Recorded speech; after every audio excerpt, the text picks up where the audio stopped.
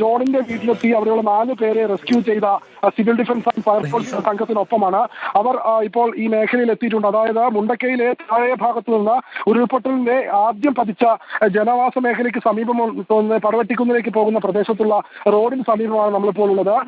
ഞാൻ ദൃശ്യങ്ങളിൽ കാണാമെന്ന് കരുതുന്നു. ഇവരിപ്പോൾ ഏകദേശം 20-ലധികമുള്ള സംഘമാണ് ഈ ഭാഗത്തേക്ക് എത്തി അവരെ പുറത്തേക്ക് എത്തിച്ചത്. ഏറെ ശ്രമകരമായിരുന്നു. കാരണം ഈ വഴി എന്ന് പറയുന്നത് ഉരുൾപൊട്ടൽ നടന്ന പ്രദേശമായതുകൊണ്ട് തന്നെ അതിലെ മുകളിലേക്ക് എത്താൻ വളരെ ശ്രമകരമായ ഒരു ദൗത്യത്തിലൂടെയാണ് ഈ സിവിൽ ഡിഫൻസ് ആൻഡ് ഫയർഫോഴ്സ് സംഘം ഈ മേഖലയിലേക്ക് എത്തിയത്. ചേട്ടാ, എപ്പോഴായിരുന്നു നിങ്ങൾ റെസ്ക്യൂ ചെയ്ത സംഭവം? കാണാമെന്ന് കരുതുന്നു. ഇവരിപ്പോൾ ഏകദേശം 20-ലധികമുള്ള സംഘമാണ് ഈ ഭാഗത്തേക്ക് എത്തി അവരെ പുറത്തേക്ക് എത്തിച്ചത്.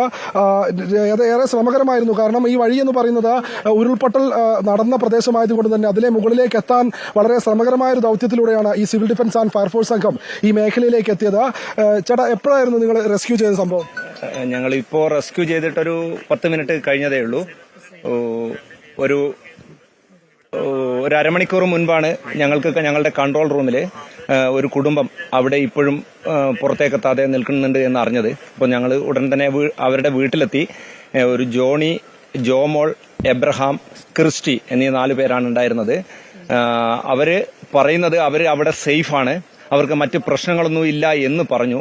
എങ്കിൽ പോലും നമുക്കിനി ഒരു തുടർ അപകടങ്ങൾ ഉണ്ടായാൽ അവിടെ സുരക്ഷിതമായ സ്ഥാനത്തേക്ക് എത്തിക്കുക എന്നത് പ്രയാസകരമായതുകൊണ്ട് തന്നെ അവരോട് ഞങ്ങൾ അവിടെ നിന്നും മാറി നിൽക്കാൻ വേണ്ടി ആവശ്യപ്പെടുകയായിരുന്നു. അപ്പോൾ ഞങ്ങൾ കാര്യങ്ങൾ പറഞ്ഞ് ബോധ്യപ്പെടുത്തിയതിന് ശേഷം അവരെ അവിടെ നിന്ന് മാറ്റി അവരുടെ ഒരു റിലേറ്റീവിന്റെ വീട്ടിലേക്ക്, ഇതുവഴി പുത്തുമല വഴി ഇലവയൽ എന്ന് പറയുന്ന സ്ഥലത്തേക്ക് വാഹന സൗകര്യമുണ്ട്.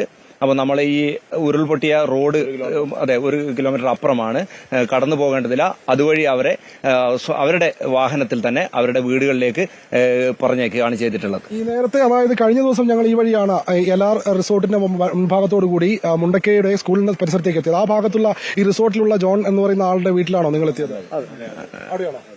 അതെ, ഇദ്ദേഹം അവിടുത്തെ ഒരു കർഷകനാണ്. അദ്ദേഹം ഒരു റിസോർട്ടിൽ തന്നെയാണ്, ഈ റിസോർട്ട് വീട് ഉള്ളതാണുള്ളത്. എന്താ റിസോർട്ട്? അതെ, ഫ്രീക്ക് റിസോർട്ട് അവിടെ തന്നെയാണ് ഉള്ളത്. അവര് സേഫ് ആണെന്ന് കരുതി അവിടെ തന്നെ സ്റ്റേ ചെയ്യുകയായിരുന്നു. അതായത് അരുൺകുമാർ, ഈ ഫയർഫോഴ്സിന്റെ ഉദ്യോഗസ്ഥൻ വ്യക്തമാക്കുന്നത് ഈ ഉരുൾപൊട്ടൽ ഉണ്ടായതിന്റെ മുകൾ ഭാഗത്ത് ഉള്ള ഒരു അപകട മേഖലയായ സ്ഥലത്ത് ആയിരുന്നു ആ കുടുംബം ഉണ്ടായിരുന്നത്. പിന്നീട് ഈ ഒറ്റപ്പെട്ട് കഴിയുന്ന കുടുംബമായതുകൊണ്ടും കൂടുതൽ കനത്ത മഴ പെയ്താൽ അപകടനില ഉണ്ടാവുന്നതും കൊണ്ടാണ് ഈ ഭാഗത്തേക്ക് ഇവരെത്തി, ഫയർഫോഴ്സ് സംഘം എത്തി. ഈ ഒരു കുടുംബത്തിലെ 4 പേരായ ജോൺ, അതേപോലെ തന്നെ ജോമോൾ, ക്രിസ്റ്റി, എബ്രഹാം തുടങ്ങിയ 4 ആളുകളെ ഇപ്പോൾ ഫയർഫോഴ്സ് സംഘം ഈ ഭാഗത്തു നിന്ന് പുറത്തേക്ക് എത്തിച്ചത്. ഏതായാലും അവരിപ്പോൾ സുരക്ഷിതരാണ്. അവരുടെ ബന്ധുവീട്ടിലേക്കാണ് ഇപ്പോൾ ഈ സിവിൽ ഡിഫൻസും ഒപ്പം ഫയർഫോഴ്സും നടത്തിയ ദൗത്യത്തിൽ ആളുകളെ പുറത്തേക്ക് മാറ്റിയിട്ടുള്ളത്. അരുൺ, ഓക്കെ, ഇപ്പോൾ ആ ദൃശ്യങ്ങൾ വളരെ വ്യക്തമാണ്. 4 പേരെയും രക്ഷിച്ചിരിക്കുന്നു. 4 പേരെയും സിവിൽ ആൻഡ് ഡിഫൻസ് ടീമിന്റെ റെസ്ക്യൂ സംഘവും ആർമിയും ചേർന്നാണ് രക്ഷിച്ചിരിക്കുന്നത്. അവരെ ബന്ധുവീട്ടിലേക്ക് മാറ്റിയിരിക്കുന്നു എന്ന വിവരമാണ് ഇപ്പോൾ ലഭ്യമാവുന്നത്. നമ്മളുടെ സംഘം ദീപക്കും റിപ്പോർട്ടർ വാർത്താ സംഘവും പടവെട്ടിക്കുന്നിൽ തത്സമയം എത്തിയിട്ടുണ്ട്. അല്പസമയം മുമ്പാണ് റെസ്ക്യൂ ഓപ്പറേഷൻസ് പൂർത്തിയായത്. അവരെ ഇപ്പോൾ മറ്റു വീട്ടിലേക്ക് മാറ്റിയിരിക്കുന്നു, ഒരു ബന്ധുവീട്ടിലേക്കാണ് മാറ്റിയിരിക്കുന്നത്, ബേസ് ക്യാമ്പിലേക്കല്ല. ജോൺ, ജോമോൾ, എബ്രഹാം, ക്രിസ്റ്റി എന്നീ 4 പേരും അവരുടെ വീട്ടിൽ സേഫായിരുന്നു. അരമണിക്കൂർ മുമ്പാണ് കൺട്രോൾ റൂമിലേക്ക് വിവരങ്ങൾ എത്തിയത്. കൺട്രോൾ റൂമിൽ വിവരമെത്തിയ ഉടൻ തന്നെ ഫയർ ആൻഡ് റെസ്ക്യൂവിന്റെയും സിവിൽ ഡിഫൻസിന്റെയും സംഘാംഗങ്ങൾ അവിടേക്ക് എത്തി. അതിനുശേഷം അവരെ രക്ഷപ്പെടുത്തി ബന്ധുവീടുകളിലേക്ക് അയച്ചു. അവർ അവിടെ സേഫായിരുന്നു. അവരുടെ വാഹനത്തിൽ തന്നെയാണ് തൊട്ട് താഴെ ഉള്ള ബന്ധുവീട്ടിലേക്ക് എത്തിച്ചിരിക്കുന്നത്.